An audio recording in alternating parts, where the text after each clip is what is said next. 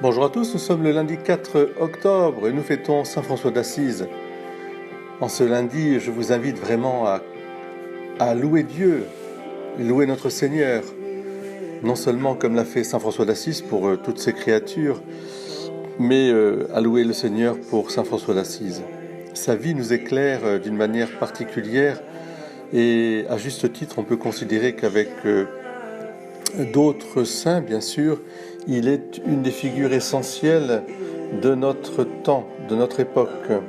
Ce n'est pas pour rien que le pape actuel a voulu prendre aussi son nom, de François. Il n'est pas pour rien aussi que l'encyclique Laudato Signore sur l'écologie s'est inspirée du Cantique des Cantiques de Saint François d'Assise. C'est pourquoi il est très important pour nous de revenir sans cesse aux sources qui ont animé François. Il y a deux choses caractéristiques. D'abord, son amour de l'Église comme corps du Christ, comme sacrement, je dirais, de la présence du Christ qui sauve sur nous.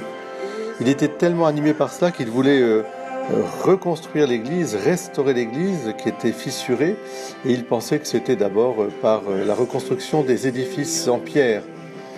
J'en profite pour saluer tous mes amis des oratoires qui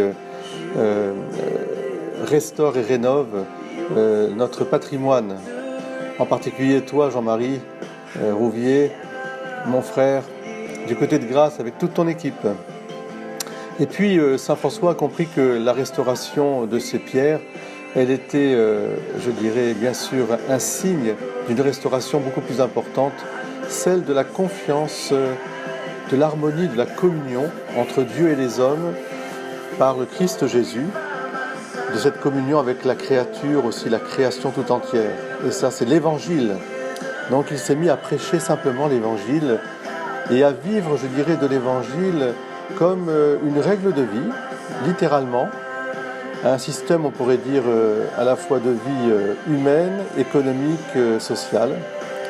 Certains se réclament de Marx, d'autres se réclament d'économistes grandioses, d'autres encore, d'autres sagesses. Et pourquoi ne pourrions pas nous inspirer de l'Évangile pour vivre notre vie de tous les jours?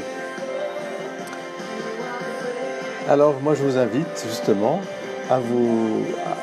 à étudier, à lire cette parole de Dieu.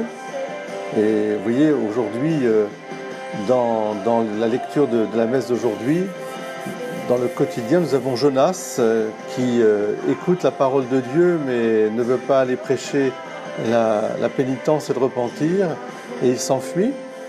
Et puis nous avons l'évangile tiré de Saint Luc. Je vous demande un commandement nouveau, donc celui de nous aimer les uns les autres. Alors qui est mon prochain? Vous savez, c'est la parabole du bon samaritain. Oui. Eh bien, celui qui fait preuve de pitié envers celui qui est à côté de nous, celui-là est vraiment mon prochain. Celui qui est proche, comme s'est fait Dieu tout proche de nous, en venant par son Fils Jésus, l'agneau sans tache. Je vous souhaite une très belle journée avec Saint François d'Assise. Relisez le cantique des créatures, loué sois-tu Seigneur. Et puis une petite méditation sur les anges, on en a besoin tous. Nos bons anges sont appelés nos anges gardiens car ils sont chargés de nous assister de leurs inspirations, de nous défendre en péril, de nous reprendre en défaut et de nous inciter à poursuivre la bonté. Ils nous obtiennent par leur intercession la force et le courage. Ils portent nos prières auprès de la miséricorde de notre Seigneur. Nous pouvons faire toutes nos actions, soit boire, manger, marcher, travailler, parler, en présence de notre ange.